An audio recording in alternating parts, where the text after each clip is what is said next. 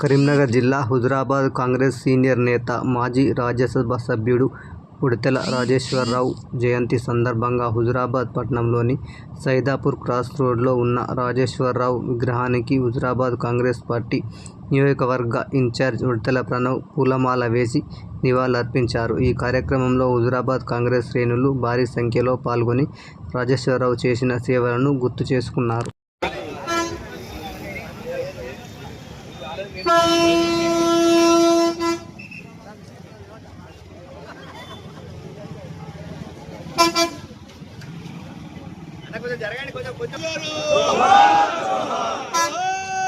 రాజేశ్వరరావు గారు వర్ధిల్లాలి, వర్ధిల్లాలి. రాజేశ్వరరావు గారి ఆశయాలు